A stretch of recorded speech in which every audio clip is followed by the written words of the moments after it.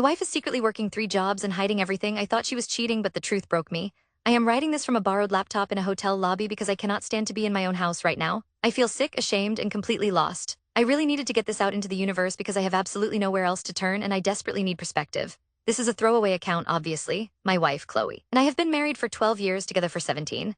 We were the couple everyone pointed to, the stable ones, the ones who genuinely laughed at each other's terrible jokes. Now we are two strangers sharing a mortgage and a deep, crushing silence. The problem started 2 years ago when our big dream died. We had pooled almost every cent of our savings and took out a massive small business loan to start the Copper Bean and Artisanal Coffee Roasting Company. It was my idea, my passion, and Chloe backed me, though I know now she had reservations. She kept quiet to support my enthusiasm. I was convinced it would take off. It did not. The market was oversaturated, our location was terrible, and after 18 months of bleeding money, we had to shut the doors, leaving us with a staggering amount of debt and a deep rift that we pretend is not there. I handled the failure terribly. I fell into a depressive spiral. I quit making coffee for myself entirely. I took a job in logistics that drains my soul, and I started drinking too much wine in the evenings. I was ashamed, and I retreated into myself, convinced I had destroyed our future. I know I was not a good husband during that period. I was consumed by self-pity and the fear that I had ruined Chloe's life. About 6 months ago, Chloe started changing. Slowly at first and then rapidly. She used to work a reliable 9-to-5 in marketing, bringing stability to our chaotic finances. But then she started needing to go out late. She would tell me she was at a new advanced yoga class that ran until 10 p.m. or she was having long dinner meetings with a client. Her explanations were always vague, delivered with a forced cheerfulness that did not reach her eyes. She became meticulous about her phone. It was never left unattended. If she walked into the kitchen, the phone went into her back pocket. If she showered, it was placed on the bathroom counter where she could see the screen. She started deleting her text message logs, something she never used to do. When I'd try to hug her goodbye in the mornings, she felt tense, like she was always rushing towards some unseen appointment. The smell was the thing that really broke me down. Sometimes when she got home late, she would shower immediately, claiming she was sweaty from yoga. But a few times before she got to the bathroom, I caught a distinct, heavy scent on her clothes. It was the smell of old grease, cheap onions, and faint bleach.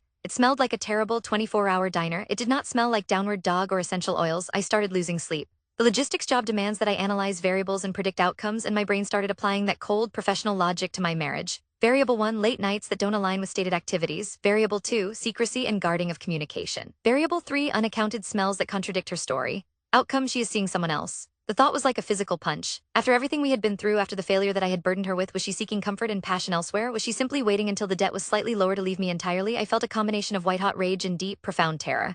I knew rationally that if I snooped, if I violated that fundamental trust, our marriage was over regardless of what I found. But the anxiety was driving me insane. I could not eat, I could not concentrate. 2 days ago, I hit my absolute breaking point. She told me she had a late seminar downtown. She kissed me on the cheek, a distant, dry gesture, and left. I watched her drive away. I stood in the darkened hallway staring at the front door and something snapped. I grabbed my keys, threw on a dark jacket, and started my own car. I followed her. I stayed several cars behind, keeping my lights low. She did not drive downtown to the corporate towers. She drove toward the University District, an area we never frequent. She parked in a dilapidated free lot next to a technical college campus. My heart was pounding so hard I could hear it ringing in my ears. I pictured her meeting some younger, successful professor, someone who hadn't ruined their life savings on a disastrous coffee machine. I parked and watched. She didn't go into the main university building. She walked quickly across the quad toward a small, dimly lit annex building labeled Continuing Education and Vocational Training. Relief washed over me, immediately followed by confusion. Why the lie? Why say it was a seminar downtown? I waited for about 20 minutes watching the entrance. A few students trickled in, mostly older adults. Then I saw her, but she wasn't walking out. She was running, holding a backpack strapped tight against her chest. She looked exhausted, her face pale under the streetlights. She got back into her car and started driving again. I followed, careful not to lose her in the heavy evening traffic. This time she drove far outside the city center into an industrial park area I barely recognized. She pulled into the back lot of a massive, brightly lit, garish chrome diner called the Midnight Waffle. I felt my stomach drop out. This was where the smell came from. I watched her through the dark tint of my car windows. She pulled a change of clothes out of her backpack. She changed from her professional clothes into a faded, ill-fitting uniform, a mustard yellow polo and dark slacks. She tied her hair up quickly, pulling a greasy-looking apron over the top. She looked like she had just aged 10 years. She walked around to the front entrance and disappeared inside. She was working there, a waitress. I sat there frozen for a long time. The initial panic of infidelity was replaced by a churning, sickening realization that I knew absolutely nothing about the life my wife was currently living. I drove home slowly, the image of her tired face, rushing through the cold night to change into a terrible uniform, playing on repeat in my mind. The rage was gone, replaced by profound sadness and a terrifying sense of failure. Why was she taking late-night vocational classes? Why was she working a terrible, grueling diner job when she already had a steady marketing salary? When she got home around 3 a.m., she went through her usual routine: silent entry, quick shower. She slipped into bed, trying to be careful not to wake me. I feigned sleep for a moment, listening to her ragged breathing. Finally, I reached across the darkness and gently touched her shoulder. She jumped, startling violently. "Liam, you're awake. Where have you been, Chloe?" I kept my voice low, but the tremor was undeniable. She hesitated, pulling away slightly. "I told you, the late seminar, it was really intense." It smelled like onions and bleach, Chloe, I stated flatly, and the seminar was at the Midnight Waffle, I saw you. The air in the room instantly became brittle. She did not immediately deny it, she just lay there perfectly still. Staring at the ceiling, I could feel her entire body radiating tension, guilt, and exhaustion. Why, I finally whispered. Are we that broke? I know we have the remaining business loan, but your salary is enough to cover the interest and bills. We're tight, but we're not starving. Why are you lying to me and working in a greasy spoon diner in the middle of the night? She turned toward me, and in the faint light filtering from the hallway, I saw tears tracing clean paths through the grime of the day. It's not just the marketing salary, Liam, she choked out. Voice barely audible, and it's not just the interest. She took a shaky breath. When the copper bean closed, do you remember the final meeting with the bank? You were completely checked out. You just sat there nodding, signing papers. You looked like you were going to break. You were already drinking too much, Liam. I couldn't stand seeing you blame yourself for every single thing. So what happened? I demanded. I reorganized the debt structure myself, she admitted. The words spilling out in a desperate rush. I liquidated the rest of my savings, the small retirement account I hadn't touched, and I took out a second mortgage on the house, a huge one. I consolidated the remaining business debt and transferred it all under my name, categorized as personal education and home improvements so we could get a better interest rate. I felt nauseated. How much are we talking about, Chloe? I thought we had it down to about 30,000. She closed her eyes, and a fresh wave of tears tracked down her face. No, that was the number you were allowed to see, the manageable one. The actual remaining principal, once all the penalties and fees were factored in, was $84,000. $84,000, a number I had absolutely no frame of reference for amount, and I thought we were only halfway up, but it was apparently looming over her alone. Why did you lie about the amount? I asked, my voice cracking. Because you were already drowning, she whispered, her voice raw with years of suppressed stress. I watched you, Liam. You couldn't function. I knew if you thought we had a debt that size, you would just shut down completely. I couldn't risk you getting worse. I needed you stable enough to keep your logistics job so we could still pay the primary bills. I suddenly understood the intense secrecy, the profound exhaustion. The technical college, I said, realizing the implications. That's why you're there. You're not getting an advanced marketing degree, are you? I'm getting a licensed practical nursing certification, she said, nodding slightly. It's a grueling program, 10 hours a week of class plus 40 hours a week of clinicals, but once I qualify, my salary will nearly double what I make in marketing. I can pay this thing off in 4 years instead of 10. And the Midnight Waffle? She laughed, a harsh, dry sound devoid of humor. That's job 2, I get cash tips every night. It's disgusting work, but it's fast money. And job 3, I grade online surveys for a remote company during my lunch breaks. I barely sleep. I haven't slept more than 5 hours a night in 6 months, Liam. I'm doing everything I can to get us out of this hole. She looked at me then, her eyes pleading. The only reason I lied, Liam, was to save you from the stress that almost destroyed you last year. I didn't want you to carry the weight of my failure again. I took the burden entirely on myself, convinced that once I paid off enough of it, I could casually mention that I got a promotion, and then things would just be easier. Her words hit me with the force of a wrecking ball. I hadn't been cheated on. My wife hadn't lost interest in me. She had been performing a heroic, solitary feat of financial and emotional rescue, and she had done it completely alone because she thought I was too weak to handle the truth. I had spent months nursing a paranoid fantasy that she was abandoning me, when in reality she was working herself literally to death to protect me from the consequences of my own failed ambition. The stench of grease on her clothing wasn't the smell of infidelity, it was the smell of sacrifice. I rolled over, pulled her close, and buried my face in her hair, inhaling the faint scent of hotel soap that still clung to her. Chloe, I am so sorry. I am so incredibly sorry. I thought the worst. I thought you were leaving me. How could I leave you? She whispered against my neck. You're my home, Liam. I just needed you to stay standing while I fixed the roof you accidentally blew off. We stayed like that for a long time, the silent agreement of years finally shattered by raw, painful honesty. I realized that my self-pity had blinded me. I had been so obsessed with my own failure and recovery that I completely missed the fact that my partner was operating at a critical level of exhaustion and stress, all because she was shielding me. We talked until the sun came up, mapping out the true extent of the debt, the workload, and the future. I told her the marketing job had to go. She was killing herself. I insisted that we had to share this burden, not just financially, but logistically. She resisted. Afraid I would shut down again, I had to promise her repeatedly that I was done hiding.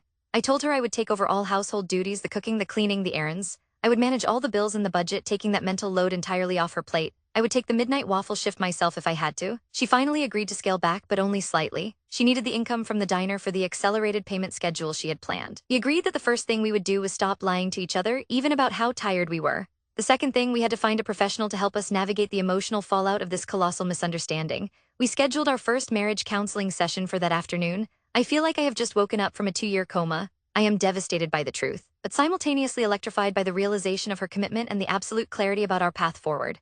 We are in a mess, a deep, self-made mess, but we are in it together now. I need to go home. I need to hold my wife and start earning back the trust I broke with my suspicions and the faith she lost in me when I retreated into myself. Thank you for listening. This revelation has absolutely gutted me, but maybe, just maybe, it has saved us. Update, 6 weeks later. The reckoning. The immediate aftermath of the confession was brutal but necessary. The first week was exhausting. Chloe was running on pure adrenaline and sheer grit, and the moment the secrecy was lifted, the walls she had built came crashing down. She was emotionally volatile, bursting into tears over small things and struggling to stay awake. She quit the tutoring gig immediately, but she insisted on keeping the Midnight Waffle and her nursing classes. She calculated that the cash tips were essential to keep her accelerated repayment plan viable. I took over everything else. House is cleaner than it has ever been. I started meticulously tracking the debt she had amassed. She had paid down almost $10,000 in 6 months, an unbelievable feat considering her other responsibilities. When I saw the numbers laid out in the spreadsheet, I felt a fresh wave of horror and respect. The therapy sessions have been excruciating. Our counselor, Dr. Alina, is absolutely incredible. She cut right to the core of our issues, which were less about finance and more about our communication styles during stress.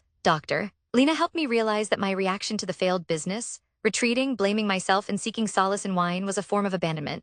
By shutting down and refusing to share the emotional load, I signaled to Chloe that I was not a reliable partner in crisis. This is why she felt compelled to handle the $84,000 problem entirely alone. She genuinely believed I would collapse if she told me the truth. Chloe, in turn, learned that her self-sacrificing secrecy, while born of love and protection, was damaging in its own right. She had substituted partnership for martyrdom, creating an enormous distance that almost shattered us. She realized that she had assumed the worst about my resilience, taking away my right to fight for our future alongside her. We had a huge argument in session 3. I asked why she didn't just tell me the full debt amount and tell me to get a second job. She screamed, and I mean absolutely screamed, that she couldn't risk my mental health, that I was so brittle back then, and she was terrified I would do something drastic. I countered that my paranoia and suspicion caused far more mental anguish than the truth ever would have. It was painful, ugly, and necessary. A significant change happened when I decided to quit my soul-crushing logistics job. It was steady money, but every day I spent there was draining away my spirit. I spoke to Dr. Alina and Chloe about it. I proposed that I use my organizational and entrepreneurial skills, the ones that failed with the coffee shop but were still useful, to start volunteering full-time at a local nonprofit that helps small businesses restructure debt and find resources. I would work there for free initially, gaining experience and connections while looking for a similar paying role. Chloe was hesitant. We needed the money. "We need your mental health more," Dr. Alina interjected gently. "Liam, the stress of that job is preventing you from being fully present for Chloe. You need meaningful work. Trust that the universe and Chloe's cash tips will catch us." I quit. It felt terrifying and exhilarating. I threw myself into the volunteer role. It was amazing how much better I felt instantly. I was home when Chloe left for her day job. I cooked healthy meals, and I managed the house budget down to the last penny, contributing stability and peace, which Chloe desperately needed. I told Chloe that I needed to do my share of the grunt work to pay down the debt. I couldn't handle working at the Midnight Waffle as I needed daytime hours for my volunteer work, but I found my own side hustle. I started doing freelance grant writing for nonprofits late at night, pulling in about $1,500 a month in inconsistent income. It wasn't the steady income of my logistics job, but it was debt-focused money, and I was doing something I loved. The moment I deposited my first freelance check, Chloe finally truly relaxed. She saw that I wasn't just talking about sharing the load, I was actively bearing it. She is still exhausted from nursing school and the diner, but the tension is gone. We communicate 5 to 10 times a day now, checking in, being completely honest about our stress levels. She knows that I know, and that shared vulnerability has been the most intimate experience of our entire relationship. Lying is over. The distrust is gone. We are still deep in the financial hole, but we have a plan, a timeline, and most importantly, we have each other back. *****, final update, 18 months later, the view from the top.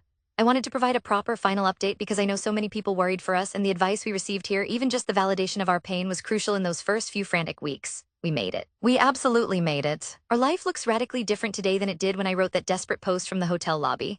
The cloud of financial dread and paranoid suspicion is entirely gone. Let me start with the debt. It is officially zero, paid off. We made the final accelerated payment 6 months ago, exactly 12 months after my disastrous hotel lobby confession.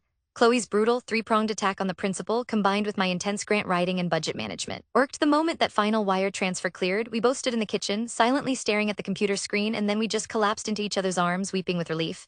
It was the hardest year and a half of our lives, but we bought our freedom back. And the career changes, they stuck.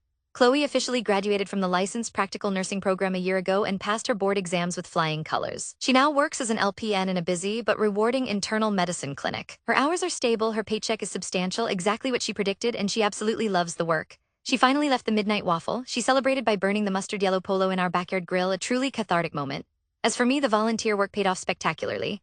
After 6 months of grinding at the nonprofit, proving my worth and showing stellar results in securing funding for small local businesses, the board created a new position for me, Director of Business Development and Resource Acquisition. It is essentially my old passion for entrepreneurship, but focused on helping others avoid the mistakes I made. The salary is more than enough to sustain us, and I genuinely love going to work every day. My failure with the copper bean became my greatest asset, allowing me to speak to these struggling business owners with genuine empathy and experience. The counseling. Dr. Alina remains a fundamental part of our relationship hygiene. We still see her once a month, not because we are in crisis, but because we want to maintain the radical honesty we fought so hard to achieve. We learned that partnership means co-regulation. If one of us is sinking, we both acknowledge it immediately, and the other person steps up to help steady the ship. There is no more martyrdom, no more silent suffering in the name of protection. We are buying a house. Not the old house that was still tied up in the psychological baggage of the debt and the failure, but a small, charming cottage outside the city limits with a huge garden where Chloe plans to grow herbs, and I plan to build a ridiculous outdoor pizza oven. We put in the offer last week, and it was accepted yesterday. It will be the first clean, debt-free home we have ever owned together. Sometimes, late at night, I look at Chloe sleeping peacefully beside me, no longer twitching from exhaustion or stress, and I am overwhelmed with gratitude. I almost destroyed our marriage through my inability to share the pain of failure. Chloe almost destroyed it through her fierce, self-sacrificing love and secrecy. But the crucible of the crisis and the sheer honesty that followed forged a marriage that is stronger and more resilient than I ever thought possible. If I could leave anyone with advice from this harrowing experience, it would be this: shared failure is survivable. Solo martyrdom will kill your relationship faster than any affair ever could. Tell your partner the absolute truth, even when the truth is ugly, painful, or steeped in shame. You need two people pulling the rope to climb out of a hole this deep. Thank you to everyone who read our story and offered support. We are happy, truly, deeply happy. We are going home, finally, together.